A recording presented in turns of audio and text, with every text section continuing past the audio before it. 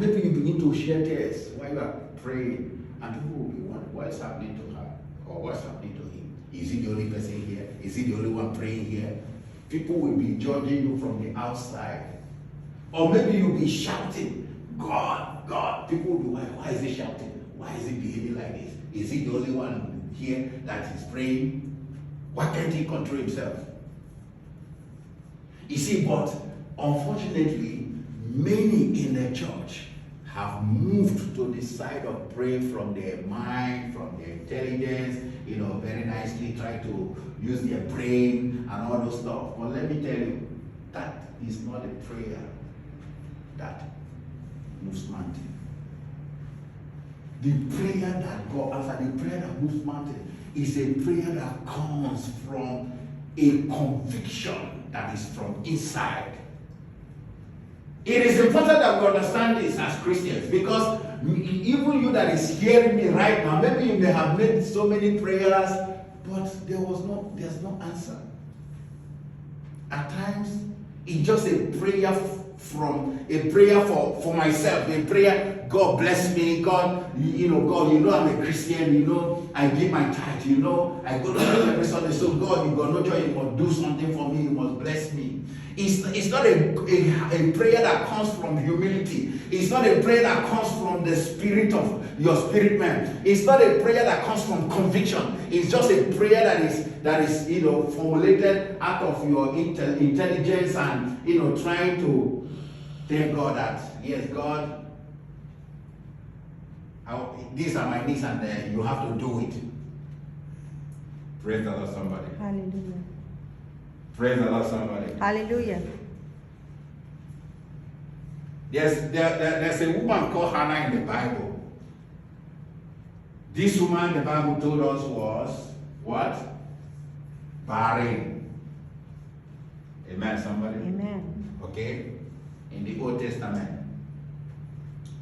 The husband have another wife that bore children for him, but this Hannah did not have any child. Every year, the husband and the husband will bring his family to a place, and they will spend some time there in the presence of God. They will give sacrifice and make sacrifice and celebrate, as a kind of going on a pilgrimage. Amen, somebody? Spend time in the presence of God. So one day, to cut a long story short, due to so many insults that Hannah was receiving from people around her, even the husbands of the other wife and all that, she was in the presence of God, let me say in the church, and she was praying. And as she was praying, pouring out her heart, praying from her spirit man, praying from inside, in the outward, she was like somebody talking but no words. And the priest came into the temple and saw Anna in this mood. Anna was crying out from the inside of her heart to God, saying, God, give me a child. But when the priest saw her, the priest could only see her mouth moving, the behavior, and you can see her mouth moving, maybe her hand gestures, but there was no words coming out.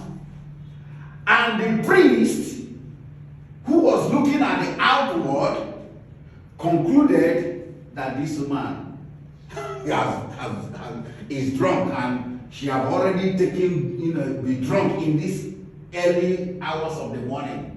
That was his conclusion. And that is actually the difference between prayer that is from the intellectual, from the mind, and the prayer that is from the inside. Amen, somebody? Amen. Amen, somebody? Amen. We can come out and say, wow, we pray, we do this, we do that, we speak in tongues, but do you have a connection from, is there a connection between you and God from your spirit man when you pray? Because that is the kind of prayer that God answers. That because the prayer that you pray in the flesh, if I use the word in the flesh, it will look as if it's not a good prayer. A prayer that you pray without connection from the inside to God, it will just be hitting the ceiling and coming back. It doesn't go anywhere. But when you begin to pray from the spirit, from your spirit, you see, all those comportment, all those weird behavior in prayer, all of them will change. And when people see you crying out to God, people will be wondering what is wrong with you. That is the kind of prayer that gets God's attention. Because now you have moved from the physical into the realm of the spirit.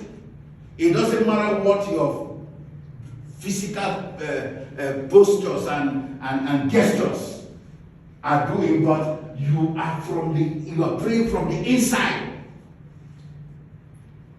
There's a connection between your spirit man and heaven. You are pouring out your heart as it is to God from the inside. And that is where new things are bred for. That is where new glory comes from. That is where great things happen. That is where great ideas come from. That is where miracles come from. That is where prayers are being answered. Amen, somebody. Amen. You may have said, oh, I pray, Pastor, I pray, but nothing is happening. Look, how do you pray? What kind of prayer do you pray?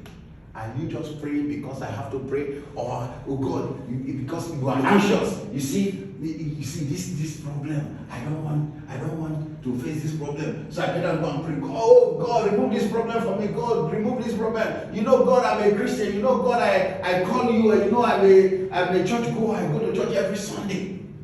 But deep down, do you have a relationship with God from your heart? If you have a relationship with God from your spirit, man, from your heart, and you connect to heaven, just one word, you get an answer. Just simple prayer, you get an answer.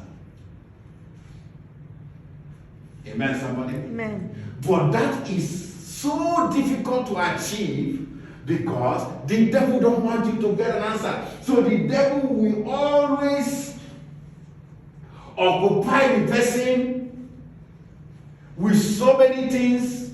The devil will bring distractions so that you can never connect in your spirit to heaven. Your spirit will not be able to connect to heaven. There will be a lot of distractions.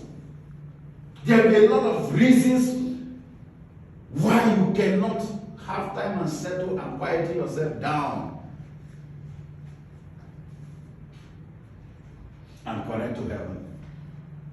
Prayer is not because I say I prayed or I pray.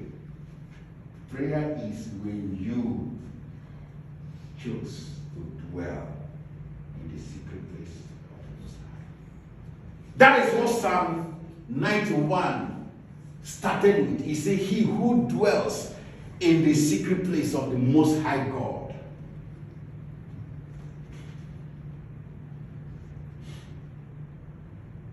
He who dwells in the secret place of the Most High God. He who dwells. Let me tell you, you can be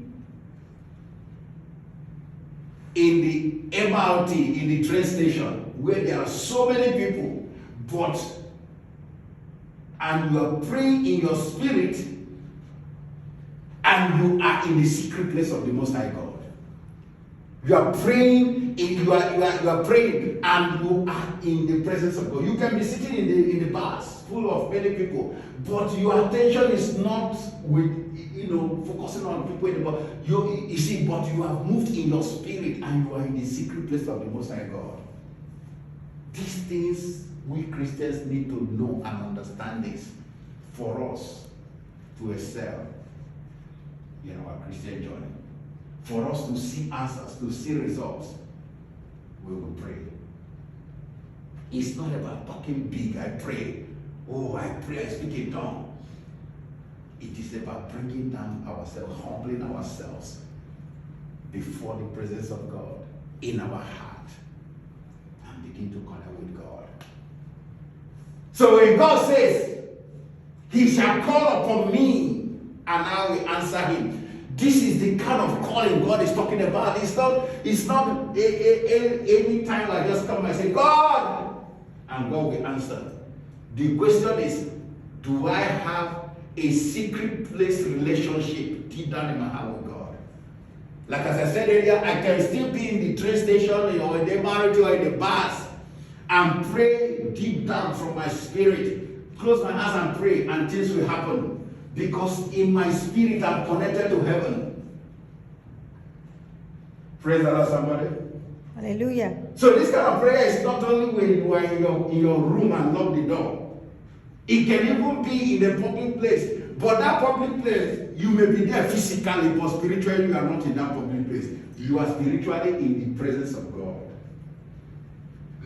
This is where Christians get it wrong. They are confused. They don't understand. Amen, somebody? Amen.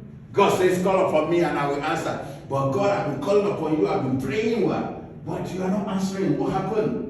This is what the problem is. I hope somebody is understanding something this morning. Amen, somebody? Amen. Because God has already given his own side of the story. Call upon me, and what will happen? What did he say? I will answer. He has made it clear. There is no missing of words.